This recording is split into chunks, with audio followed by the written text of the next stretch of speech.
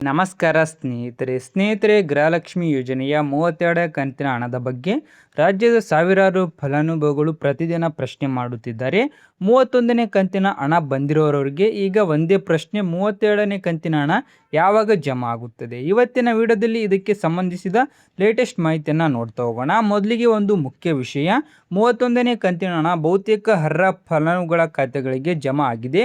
ಕೆಲವು ಮಂದಿಗೆ ಮಾತ್ರ ತಾಂತ್ರಿಕ ಸಮಸ್ಯೆ, ಬ್ಯಾಂಕ್ ಖಾತೆ ಲಿಂಕ್ ಸಮಸ್ಯೆ ಅಥವಾ ದಾಖಲೆ ಪರಿಶೀಲನೆ ಕಾರಣದಿಂದ ಹಣ ಬರಲು ವಿಳಂಬವಾಗಿರಬಹುದು. ನಿಮ್ಮ ದಾಖಲೆಗಳು ಸರಿಯಾಗಿದ್ದರೆ ಮತ್ತು ನೀವು ಯೋಜನೆಯ ಅರ್ಹ ಫಲಾನುಭವಿಯಾಗಿದ್ದರೆ ಆತಂಕ ಪಡಬೇಕಾದ ಅಗತ್ಯವಿಲ್ಲ.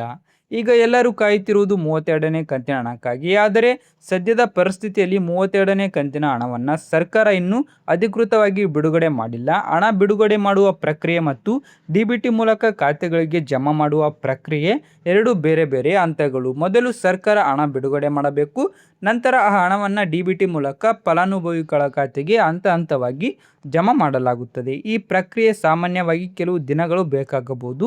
ಸಾಮಾಜಿಕ ಜಾಲತಾಣಗಳಲ್ಲಿ ಹಲವಾರು ನಾಳೆ ಬರುತ್ತದೆ, ಸೋಮವಾರದಿಂದ ಬರುತ್ತದೆ, ಈ ದಿನಾಂಕಕ್ಕೆ ಖಂಡಿತ ಬರುತ್ತದೆ ಎಂದು ಹೇಳುತ್ತಿದ್ದಾರೆ. ಆದರೆ ಸರ್ಕಾರದ ಅಧಿಕೃತ ಆದೇಶವಿಲ್ಲದೆ ಯಾವುದೇ ದಿನಾಂಕವನ್ನು ನಂಬಬೇಡಿ. ಹಣ ಬಿಡುಗಡೆಯಾದ ಕೂಡಲೇ ಮಹಿಳಾ ಮತ್ತು ಮಕ್ಕಳ ಅಭಿವೃದ್ಧಿ ಇಲಾಖೆ ಹಾಗೂ ಸಂಬಂಧಿತ ಅಧಿಕಾರಿಗಳು ಮಾಹಿತಿ ನೀಡುತ್ತಾರೆ. ಇನ್ನೊಂದು ವಿಷಯ ಗಮನಿಸಬೇಕು, ಕೆಲವು ಫಲಾನುಭವಿಗಳ ಖಾತೆಯಲ್ಲಿ ಆಧಾರ್ ಲಿಂಕ್ ಇಲ್ಲದಿರುವುದು, ಬ್ಯಾಂಕ್ ಸಂಖ್ಯೆ ಸಕ್ರಿಯವಾಗಿಲ್ಲದಿರುವುದು, ಕುಟುಂಬದ ಮಾಹಿತಿ ತಾಳೆಯಾಗಿದಿರುವುದು ಅಥವಾ ಇತರ ದಾಖಲೆಗಳು ಸಂಬಂಧಿತ ಸಮಸ್ಯೆಗಳಿದ್ದರೆ ಹಣ ತಾತ್ಕಾಲಿಕವಾಗಿ ತಡೆ ಹಿಡಿಯಬಹುದು. ಆದ್ದರಿಂದ ನಿಮ್ಮ ಬ್ಯಾಂಕ್ ಖಾತೆ, ಆಧಾರ್ ಲಿಂಕ್ ಮತ್ತು ಡಿಬಿಟಿ ಸ್ಥಿತಿಯನ್ನು ಒಮ್ಮೆ ಪರಿಶೀಲಿಸಿಕೊಳ್ಳುವುದು ಉತ್ತಮ.